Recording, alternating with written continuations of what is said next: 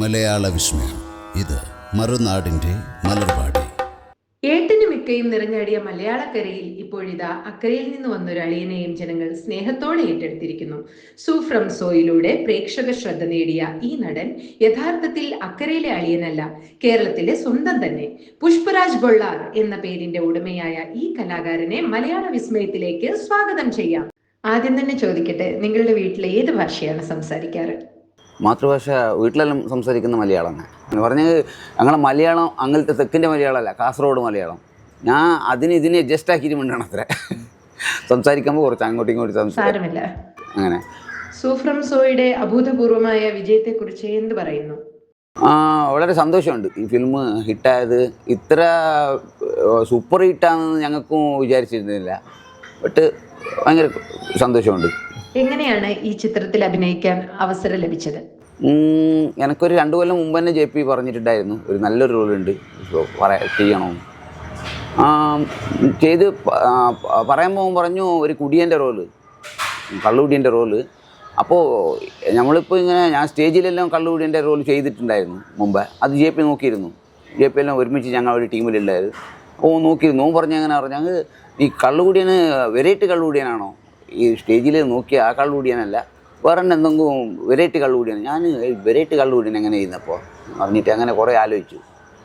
കുറേ വാറിൻ്റെ അടുത്ത് പോയിട്ട് ഞാൻ നോക്കിയതുകൊണ്ട് വെറൈറ്റി കള്ളുകുടിയന്മാർ ആരും കിട്ടുന്നു ഇല്ല. എനിക്കിങ്ങനെ മാലിക്കൊണ്ട് ഇങ്ങനെ പോകുന്നവരെന്നെ കണ്ട് ഞാൻ JPയോട് പറഞ്ഞു. ഈ ഷൂട്ടിംഗ് എത്താകുമ്പോൾ ഞാൻ JPയോട് പറഞ്ഞു, ഇല്ല JP, എനിക്ക് അങ്ങനത്തെ ഒന്നും വെറൈറ്റി കള്ളുകുടിയന്മാർ ആരും കണ്ടില്ല, എല്ലാം ഇങ്ങനെ പോകുന്നവരെന്നെ ഇല്ല കള്ളു കുടിച്ചിട്ട്.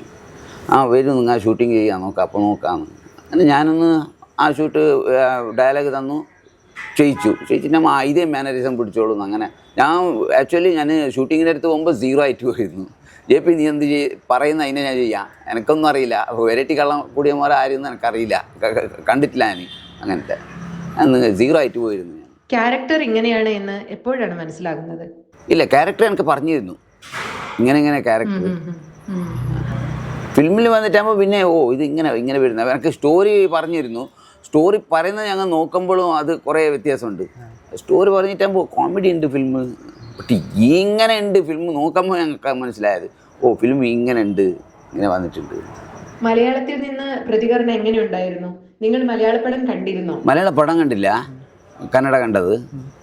ബട്ട് മലയാളത്തിൽ കുറേ ആൾ ഫോൺ ചെയ്തു എനിക്ക്, ഒരു ഫിലിമിൻ്റെ ഓഫർ പോയി മലയാളത്തിൽ ചെയ്യാൻ പറ്റുമോ. അങ്ങനെ ചെയ്യാം പറഞ്ഞിട്ടുണ്ട്, സംസാരിച്ചുകൊണ്ട്. ഇപ്പോൾ നല്ല പ്രതികരണമല്ല. കുറേ ഞങ്ങളെ ബന്ധക്കാരെല്ലാം നോക്കിയവരെല്ലാം ഫോൺ ചെയ്തിട്ട് പറഞ്ഞു നല്ല പടം, നല്ല ചെയ്തിനി. മലയാളത്തിലെ അളിയൻ കന്നഡയിൽ എങ്ങനെയാണ്? കന്നഡയിൽ നല്ല റെസ്പോൺസ്. അല്ല, കന്നഡയിൽ എന്താണ് പറയുക അളിയനെ? ബാവ. ഓക്കെ. മലയാളത്തെക്കാളും വലിയ ഹിറ്റ് ആയിരിക്കുമോ കന്നഡയിൽ? കന്നഡ നല്ല ഹിറ്റായത്. മലയാളത്തിലെങ്കിൽ എനിക്ക് ജാസ്തി മൂവ്മെൻറ്റ് കന്നഡയില്ലുണ്ട്. ജാസ്തി ആൾക്കാർ വാവ തന്നെ ഇങ്ങോട്ട് വിളിക്കലെന്നെ. അങ്ങ് ഈ അളിയാന്ന് വിളിച്ചിട്ട് കേട്ടില്ലേടാ, ചിലെങ്കിൽ ഞാൻ അങ്ങോട്ട് പോയില്ലല്ലേ. അപ്പോൾ ഇങ്ങോട്ടെല്ലാം എന്നെ പോയാൽ മംഗലാപുരമെല്ലാം പോയാൽ വാവ തന്നെ വിളിക്കും. റോഡിലെങ്ങനെ പോകാനില്ല, പോകുമ്പോൾ എല്ലാവരും കൈ വെച്ച് വാവാന്ന് തന്നെ വിളിക്കും. മലയാള സിനിമകൾ നിങ്ങളെ എത്രത്തോളം സ്വാധീനിച്ചിട്ടുണ്ട്? മലയാള ഫിലിം എനിക്ക് ചെയ്യണമെന്ന് ഭയങ്കര ഒരു ആഗ്രഹം ഇല്ല. ഞാൻ മലയാളത്തിൽ കുറേ പഠിക്കാൻ കിട്ടുന്നു. ഒന്നാമത് മലയാളം ചെയ്യണം എനിക്ക്. ഞാൻ കാന്താര ചെയ്യുമ്പോൾ മലയാള ഫിലിമൊന്നും വന്നിരുന്നു എനിക്ക്, ബട്ട് എനിക്ക് ചെയ്യാൻ പറ്റിയില്ല ഡേറ്റിൻ്റെ അതിൽ. ഇനിയും മലയാളം ചെയ്യണമെന്ന് ഭയങ്കര ആഗ്രഹമല്ല. അപ്പോൾ വന്നിരുന്ന ക്യാരക്ടർ കാസർഗോഡുകാരൻ്റെതായിരുന്നോ? അത് എന്തെന്നൊന്നും പറഞ്ഞില്ല. എന്തോ ഒരു വീഡിയോ നോക്കിയിട്ട് അവർ എന്നെ ഫോൺ വിളിച്ചിട്ട് ഇങ്ങനെ ഒരു റോളുണ്ട്, ചെയ്യാൻ പറ്റുമോ. ഏതാണ് ടീം ഓർക്കുന്നുണ്ടോ? എനിക്ക് അരിശേഷൊക്കെ മകൻ, പിന്നെ മീര മാധവൻ ചെയ്യുന്ന പടം ഞങ്ങൾ പറഞ്ഞത്. അപ്പോൾ എനിക്ക് ഡേറ്റ് കിട്ടിയില്ല. ഇപ്പോൾ കാസർഗോഡ് ഉപ്പള ഭാഗത്തെ മലയാളിയുടെ ക്യാരക്ടർ കിട്ടിയാൽ നന്നായിരിക്കുമെന്ന് തോന്നുന്നുണ്ടോ? കാസർഗോഡ് മലയാളം ചെയ്യാൻ പറ്റും. മലയാളത്തിൽ നിങ്ങൾക്ക് ഇഷ്ടപ്പെട്ട നടൻ? മോഹൻലാൽ സാർ. എന്തോ എന്നെ ഇഷ്ടമാണ് ആളുകൾക്ക്. ഏതാണ് ഫേവറേറ്റ് പടം? കുറേ പടമുണ്ട്. വെറുതെ ധനമായിട്ട്, വന്ദനം, പിന്നെ ചിത്രം, പിന്നെ ദൃശ്യം, കുറേ പടമുണ്ട്. മാസായാലും ക്ലാസ് ആയാലും അല്ലേ? ഏതും ചെയ്യുമല്ലേ സാർ. നിങ്ങൾ പഠിച്ചതൊക്കെ കന്നഡയാണോ? പഠിച്ചത് കന്നഡ. പഠിച്ചത് കന്നഡ. ഞാൻ വീട്ടിൽ സംസാരിക്കുന്ന എൻ്റെ അമ്മയെല്ലാം മലയാളം. അതെങ്ങനെയാ? ഞങ്ങൾ ആക്ച്വലി മലയാളീസാണ്. ഓക്കെ. ഞങ്ങൾ ഇവിടെ ഇപ്പോഴത്തെ മലയാളീസാണ് ഞങ്ങൾ. ആക്ച്വലി കാസർഗോഡ്, എൻ്റെ അമ്മയുടെ വീട് കാസർഗോഡ്. ഇങ്ങോട്ട് കല്യാണം കഴിച്ചിട്ട് കൊടുത്തതുകൊണ്ട് ഇവിടെ ഉള്ളത്. ആ വീട്ടിലെല്ലാം മലയാളം സംസാരിക്കും. സ്കൂളിൽ ഞാൻ ചേർത്തത് കന്നഡ. എൻ്റെ ഫ്രണ്ട് സർക്കിളെല്ലാം തുളു. അങ്ങനെ 3 ലാംഗ്വേജ്. അഭിനയത്തോടുള്ള താല്പര്യം തുടങ്ങിയത് എപ്പോഴാണ്? ഇല്ല, ഞാൻ ഫസ്റ്റ് ഉണ്ടായിരുന്ന ഒരു സിംഗർ. ഇത് സ്റ്റേജ് പ്രോഗ്രാമിൽ സിംഗിങ് ചെയ്തുകൊണ്ടായിരുന്നു.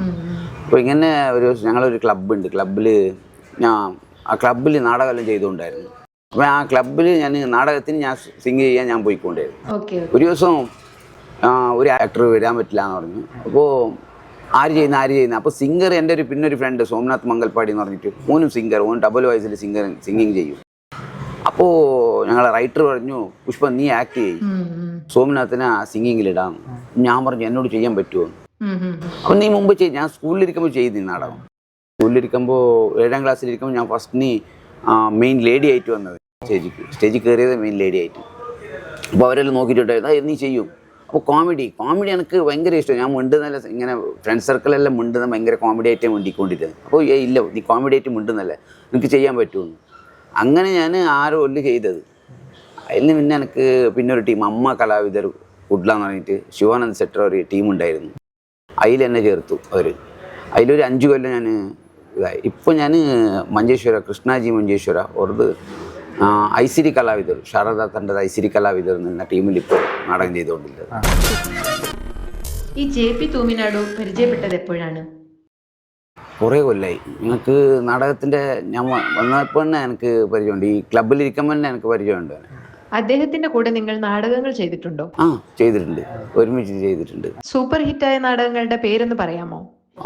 അയാൾ എഴുതി തന്നെ സൂപ്പർ ഹിറ്റ് നാടകം ബഞ്ചിക കൊച്ചിയുണ്ട്, പിന്നെ ഇത് നിത്യപർണക, ഇപ്പോ റീസണായിട്ട് നടന്നുകൊണ്ട് കഥ എഡ്ഡുണ്ട്.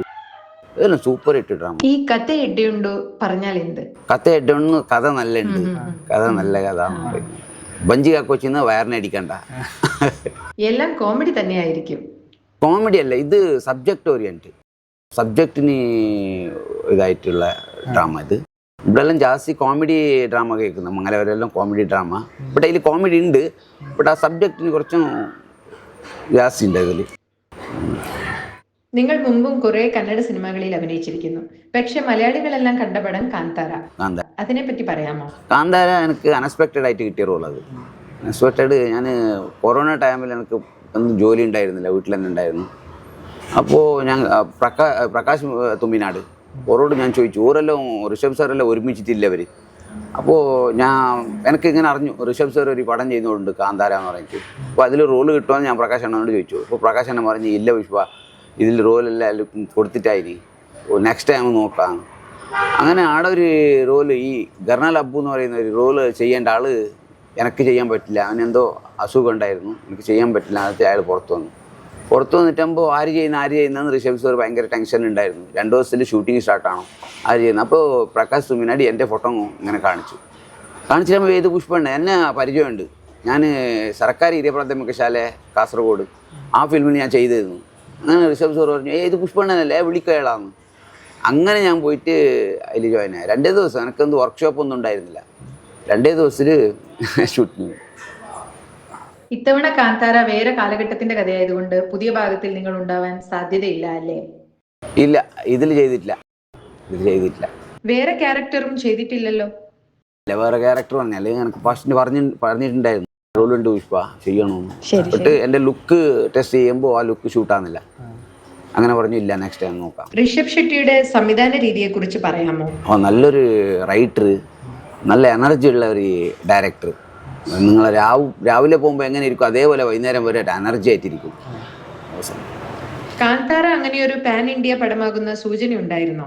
ഇല്ല, തീർച്ചയായിട്ടില്ല. അത് ഋഷഭ് സാറിനെ വിചാരിച്ചിരുന്നില്ല. ആക്ച്വലി ഒരു ഫിലിം ഫസ്റ്റ് ഏത് ഫിലിമിനും പറയാൻ പറ്റില്ല. ആൾക്കാർ എങ്ങനെ എടുക്കുന്നത് നമ്മളിപ്പോൾ നിരിച്ചിട്ട് ഇതൊരു നല്ല സൂപ്പർ ഹിറ്റ് പടം എന്ന് പറഞ്ഞിട്ട് നമുക്ക് ഷൂട്ടിങ് ചെയ്യാൻ പറ്റില്ല ഏതും. അത് ആൾക്കാർ അതിൻ്റെ തീരുമാനിക്കുന്നത്.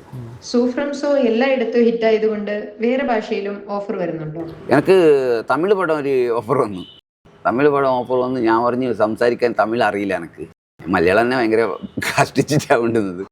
പക്ഷേ തമിഴ് അറിയില്ലാന്ന്. അപ്പോൾ അതെയാ ശരി ഞാൻ ഫോൺ ചെയ്യാന്ന് പറഞ്ഞിട്ട് അങ്ങനെ ഒരു പെൻഡിങ്ങിലുണ്ട്, എന്തെന്ന് അറിയില്ല. അതെങ്ങനെയായിരിക്കും കോൺടാക്ട് ലഭിച്ചത്? അറിയില്ല എങ്ങനെ ആര് നമ്പർ കൊടുത്തു എന്തെന്ന് അറിയില്ല. വിളിച്ചു, അയാൾ തമിഴിൽ സംസാരിക്കും, ഞാൻ മലയാളം സംസാരിച്ചു. ഇതുവരെ നിങ്ങൾ എല്ലാ ഭാഷകളിലായി എത്ര പടങ്ങളിൽ അഭിനയിച്ചു? കന്നഡ ഒരു 15 പടം അഭിനയിച്ചു. തുളുവിൽ ഞാൻ ഏറ്റവും അധികം ഒരു 85 മൂവിയാണ് ചെയ്തു. തുളു ഭാഷയല്ലാതെ തുളു കന്നഡ സിനിമകളിൽ എന്താണ് വ്യത്യാസം? കന്നഡക്ക് കുറച്ച് ബജറ്റ് ജാസ്തി ഇടേണ്ടി വരുന്നു. തുളു കുറച്ച് ചെറിയ ചിലെങ്കിൽ ഇവിടെ ഒരു 12 തിയേറ്റർ 13 തിയേറ്റർ ആണെന്നില്ല നമ്മുടെ ദക്ഷിണ കന്നഡ തുളുനാട്. ഇവിടെ ഉള്ളത് ഒരു 13 തിയേറ്റർ. ഇത് കുറച്ചും പ്രൊഡ്യൂസ് ചെയ്തിട്ട് ചെയ്യേണ്ട പടം, അത് ആ ക്വാളിറ്റി വേണം. ഇവിടെ അതൊരു ഇത് കുറച്ചും പൈസയും കുറച്ച് ഇടണം, ക്വാളിറ്റിയും കിട്ടണം. കോമഡി പടമായിട്ടിരിക്കണം ഇവിടെ ജാസ്തി. ഇപ്പോൾ കുറച്ചും മാറി ആൾക്കാർ, ഇല്ലെങ്കിൽ കോമഡി പടം മാത്രം നോക്കും ആൾക്കാർ. അപ്പോൾ മലയാള പടത്തിന് ഓഡിയൻസ് കാണുമല്ലോ? മലയാള പടം നല്ല നോക്കുന്നവർ ഇവിടെ എല്ലാം ജാസ്തി ഷൂട്ടിങ് ചെയ്യുമ്പോൾ പറയുന്നത് എങ്ങനെയാണെങ്കിൽ മലയാള പടം പോലെ ആണോ, എല്ലാവരുടെ വായിലില്ലത് ഇത് മലയാള പടം പോലെ ചെയ്യണം എന്നാണ്. അതേ ഫ്ലേവർ അല്ലേ ഇത്. ഈ സൂപ്രംസോ കുറച്ച് മലയാള പടത്തിന്റെ ഫ്ലേവർ ഉണ്ട്. അതെ അതെ. കാന്താരയിലും സൂഫ്രം സോയിലും അഭിനയിച്ചതിനെ തുടർന്ന് നിങ്ങളൊരു സൗത്ത് ഇന്ത്യൻ നടനായി മാറിക്കഴിഞ്ഞു. ഇത് ജീവിതത്തിൽ എന്ത് മാറ്റങ്ങളാണ് ഉണ്ടാക്കിയത്? എൻ്റെ മാറ്റമൊന്നും ഇല്ല, ഞാനങ്ങനെ ഉണ്ട് അതേ മുമ്പത്തെ പുഷ്പരാജനെ. പക്ഷേ ആൾക്കാർ കുറച്ചും ജാസ്തി സ്നേഹിക്കുന്നു, അടുത്ത് വന്ന് സംസാരിക്കും. കുറച്ചും ഇവിടെ എല്ലാം എൻ്റെ നാട് തന്നെ, ഇതെങ്കിൽ അത്ര ഇതില്ല. മംഗലാരെല്ലാം പോകാൻ കുറച്ചും പ്രോബ്ലമാണ്. ഇവിടെ എല്ലാം ചുറ്റാൻ പറ്റില്ല. ആൾക്കാരെല്ലാം വന്നിട്ട് സെൽഫി എടുക്കാൻ അത് ഇതെല്ലാം ഉണ്ടാകും. മലയാളത്തിൽ എന്നല്ല കന്നഡയിൽ പോലും ഒരു ഇന്റർവ്യൂവിന് കിട്ടാത്തത്ര തിരക്കിലാണ് നിങ്ങൾ. എന്ത് തിരക്കാണിത്? തിരക്കെന്ന് പറഞ്ഞാൽ ഇങ്ങനെ ഗസ്റ്റായിട്ട് പോകാൻ കുറച്ചും ഇതുണ്ടായി. നമ്മളെ പ്രൊമോഷൻ ഇന്ത്യൻ ഫിലിമിൻ്റെ തന്നെ പ്രൊമോഷന് അതിൻ്റെ ആയിട്ട് അങ്ങനെ ആയിട്ട് കുറച്ചും നാടകത്തിലും ബിസി. കുറച്ചും നാടകം ഞാൻ കൃഷ്ണാഷ്ടമി ചെയ്തു, അതിൻ്റെ നാടകം ബിസി. അല്ലെങ്കിൽ ഞങ്ങൾ പുതിയ നാടകം കേൾക്കുമ്പോൾ കുറച്ചും റിയാൽസൽ വേണമായിരുന്നു, അതിൻ്റെ കുറച്ച് ബിസി ഉണ്ടായിരുന്നു. നെക്സ്റ്റ് ചൗത്തി ഗണേശ ചതുർത്ഥി അതിൻ്റെ കുറച്ച് ബിസി. ഈ സക്സസ്ഫുൾ ജേർണി ഇതേപോലെ തന്നെ കണ്ടിന്യൂ ആവട്ടെ. ഇനി അങ്ങോട്ട് മലയാള സിനിമയിലും നിങ്ങൾ കാണാൻ സാധിക്കട്ടെ എന്ന് ആഗ്രഹിക്കുന്നു, ആശംസിക്കുന്നു. Thank you. ഞാൻ നിങ്ങളുടെ രവിയണ്ണ ചാനൽ ഗൗതം. മലയാളം വിസ്മയ ചാനൽ സബ്സ്ക്രൈബ് ചെയ്യൂ. Thank you. നമസ്കാരം, ഇതാണ് നിങ്ങളുടെ രവിയണ്ണൻ. പിന്നെ ഞാനാണ് നിങ്ങളുടെ ഗുരുജി രാജ്ബി ഷെട്ടി. മലയാളം വിസ്മയ യൂട്യൂബ് മലയാളം വിസ്മയ യൂട്യൂബ് ചാനൽ. മലയാള